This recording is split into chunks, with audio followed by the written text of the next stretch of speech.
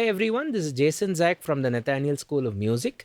In this tutorial, I'm going to help you develop an approach to practice, well, more specifically thirds in this lesson, major thirds and minor thirds. The basic intention is to motivate you to practice a specific interval, be it major third, minor third, perfect fourth, perfect fifth, but only zone in on that particular goal and practice it across the board. That would mean 12 of them. So 12 major thirds, 12 minor thirds, 12 tritones, 12 perfect fifths, fourths, minor 6, major 6, major 7th, minor 7th, major 2, minor 2. So using a few interesting scales and some harmonic concepts like the augmented chord and the diminished 7th chord, we are going to look at some interesting ways to practice the thirds fully, or the fifths or the tritones fully, every single one of the 12.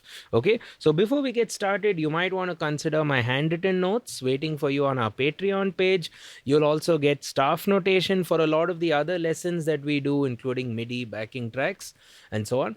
Also, do consider supporting our channel by giving the subscribe button a press and turning on the bell icon for regular notifications, and also hitting the hype if you see it somewhere hiding around. Okay, let's get cracking. So first off, let's practice major thirds. So we can practice major thirds using two things. First off, I'm going to talk about the whole tone scale. The whole tone scale is basically a scale with whole tones. So if you take the key of G, there we go, G, A, B. Now you don't go to C like how it was in C major. Instead, you go to C sharp because you're doing whole. What is a whole tone? It's two chromatic steps from anywhere. G, A, B, C sharp, 2, 2, 2. So you end up reducing the number of notes. It'll be a 6-note scale as opposed to the major scale, which has 7 notes. The whole tone would be 1, 2, 3, 4, 5, 6. Basically 6 notes. The root and the octave are the same, right? So what we have to do here to practice major thirds, a good approach would be use the pinky and the thumb to hit both the G's, and in your right hand you could play the third of this particular note, of the target note. So if you take G's major third, it's B, and that's contained in the G whole tone scale. Now if you take A's major third, it has C sharp, which is contained in the G whole tone scale as well as the A whole tone scale, because the whole tone scales as we know it are all inversions of each other. So G whole tone is equal to A whole tone is equal to B whole tone is equal to E flat whole tone, which is equal to F whole tone, and then of course you have the repetition, which is G. So the 6 whole tone scales formed from the target note G are all their own whole tone scales, and they all form major thirds very easily. So from G you get a major third B, from A you get a major third C sharp, from B you get a major third D sharp, also known as E flat, from C sharp or D flat we get a major third F, from E flat you get a major third G, from F you get a major third A, and then you end. So whole thing, you can actually do the whole tone now with thirds.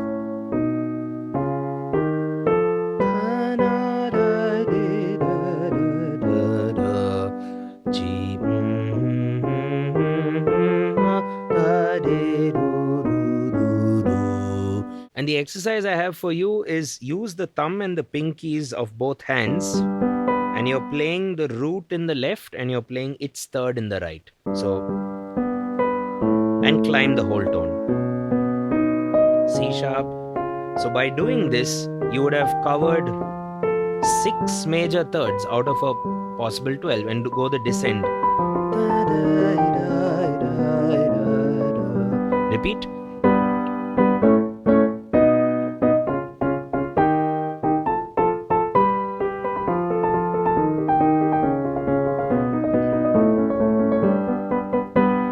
So that's your whole tone scale practice. And if you want to finish off the remaining 6, you just have to go a step above G or below. I'm just going to go above to A flat. So A flat, which is very similar to all its other inversions. B flat,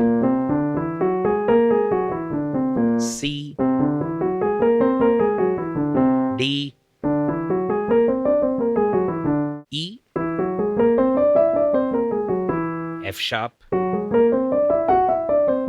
of course back to A flat, which is our target for this demonstration. So now if you do the whole tones, major thirds, up the whole tone scale on A flat, B flat, C's major third is E, D, E, F sharp, G sharp or A flat, descend in whole tones as well.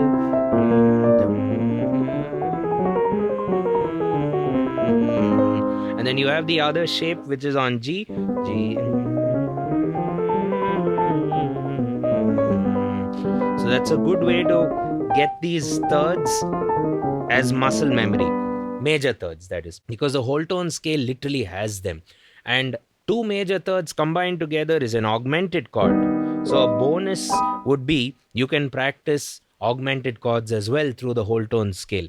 But for that, I'd like to now talk about a family of augmented triads, which you can easily form in the circle of fifths. So if you take G augmented chord, which is a stack of two major thirds, a good way to look at this is G augmented, again when inverted, becomes B augmented. When inverted becomes D sharp or E flat augmented, which when inverted becomes G augmented again. So you could look at it as G's major third is B, B's major third is D sharp or E flat, E flat's major third is G, and G's major third is B.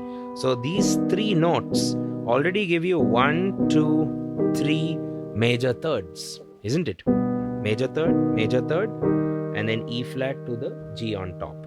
So you could practice major thirds using the notes of the augmented chords. And a quick handy tip, when you have to go to the B here, B is already the major third which you just played now, right? G, B. Now you go to D sharp. Slightly trickier an exercise because you're going non-linearly. And more than this technique working for your eyes, it's more to feel these notes on your fingers. White note going to black note going to white note, and so on. So with augmented triads, since they have three notes and you're able to get three major thirds, you'll have to figure out 3 4s are 12, right? To go to the 12 the entirety of major thirds. So if you do G augmented, you're going to get a good cluster of major chords as we saw. Now the same old trick, go up a semitone, you're going to get another augmented chord. So practice A flat augmented, then you get a nice set of 3 major thirds there. Then maybe go down a semitone, you'll get F sharp. You get another F sharp augmented, which is B flat augmented, which is also D augmented. And then what else? We've done G, we've done A flat, we've done F sharp, and let's try A, I guess. Yeah, A is not similar to any of this. A, C sharp, F, A. So with this technique in mind, you've kind of finished all of your major thirds. So there are two ways to practice major thirds together in a cluster. Number one, the whole tone scale. Very useful. You just need to work on 2 of them. Number 2, the augmented triads. 4 3s are 12. So there'll be 4 augmented triads to work with and 3 major thirds in each of the augmented triads. In the circle of fifths, a trick would be all augmented triads, since an augmented chord is 3 notes. If you take from C, it'll be C, then its third E, and then its third A flat or G sharp. It actually forms an equilateral triangle. So if you get equilateral, you need 4 equilateral triangles, or maybe like a star shaped system in the circle of fifths. You'll have to be neat at geometry, I guess, to actually visualize this. But yeah, you'll get 4 equilateral triangles to help you along your way to practice major thirds. And this can be done on any instrument. It's not just a piano thing. The circle of fifths is music theory. Okay, so that was major thirds. Let's now move forward towards minor thirds, which was the other plan for the lesson. For minor thirds, I'd encourage you to work on the half-whole diminished scale. The half-whole diminished scale tends to have or has minor thirds galore. So if you take the G half-whole, What is half whole? Semitone, tone. One chromatic step, two chromatic steps. One chromatic step, two chromatic steps, like that. So if you take the cluster of the first four notes, G, A flat, B, that's 1, 2, 1. And now continue. 2, 1, 2, 1, 1. So I like to remember it in two clusters. That's 1, 4 notes. That's the second cluster. So we call this the half whole diminished scale. Okay, it's an 8 note scale. 1, 2, 3, 4, 5, 6, 7, 8. And the octave is basically to finish the piece, basically.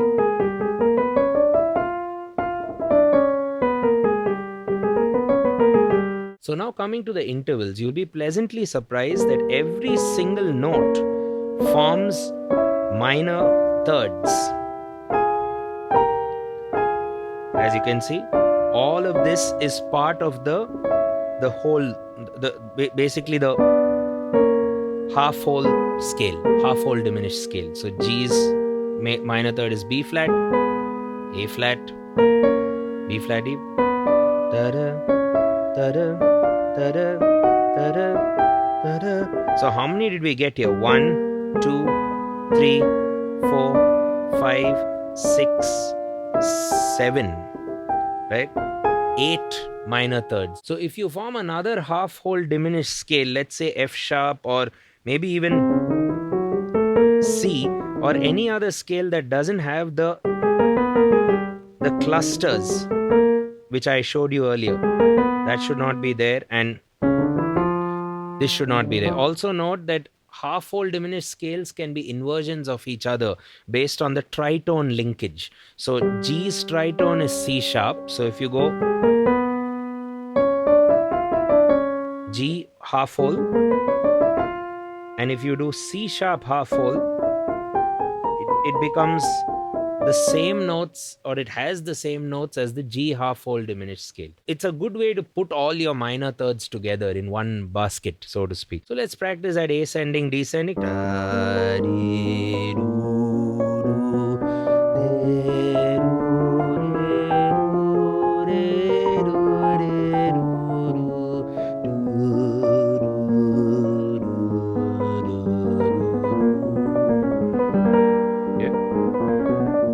doing that cluster, and then as I get more comfortable, finish off the next cluster. By cluster I mean four at a time, 4 notes at a time. So another way to practice minor thirds, which is an approach I've been doing for a while now in my learning journey, it will be using diminished seventh chord families. So you'll have 3 diminished seventh chord families in music. How many diminished seventh chords will there be in total? 12. But then a diminished seventh chord has 4 notes. So if you take the case study of, let's say, C diminished seventh, or let's stick with G. G diminished seventh will be just a cluster of minor thirds. G's minor third is B flat minus third is D flat flat's minor third is E, and E's minor third is G. It's a great way to practice minor thirds. So this diminished seventh chord, you can walk or journey like this and practice your thirds alongside that with the same initial technique, which is pinky thumb of the 2 hands, while augmented was diminished seventh,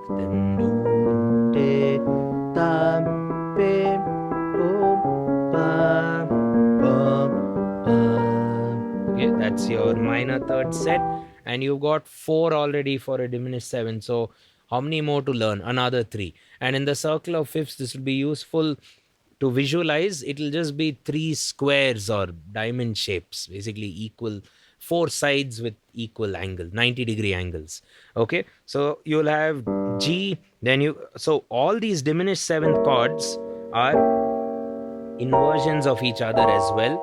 So if you'd like to work on B flat diminished seventh, you will be pleasantly surprised to find that G diminished seventh is equal to B flat diminished seventh is equal to C sharp diminished seventh is equal to E diminished seventh. They're all inversions of each other.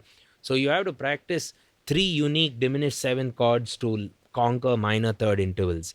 Similarly, you have to practice four augmented triads to conquer all major third intervals. And then all major thirds could be grouped together using the whole tone scale, and all minor thirds can be grouped together using the half whole diminished scale. And when you practice these things, if you play, let's say, a G whole tone in the left hand,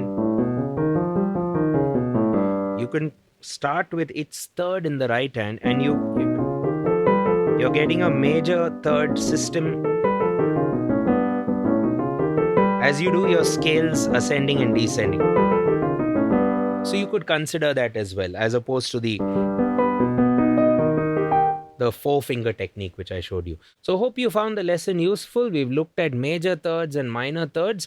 Moving forward, if you'd like, let me know in the comments. We can look at these kind of comprehensive systems to practice fifths, fourths, tritones, major six, minor six, and so on. Putting them all together in a gang of intervals, so to speak. Okay, so practice hard, write it down, train your ear also. We have a lot of interval ear training videos that you can follow, and do consider supporting our channel on our Patreon, hitting the subscribe, turning on the bell. And also, if you'd like to learn music at our school, you can head over to nathanielschool.com, and we will get in touch with you. All you have to do is fill up a form or write to one of the course advisors. I will catch you in the next one. Cheers.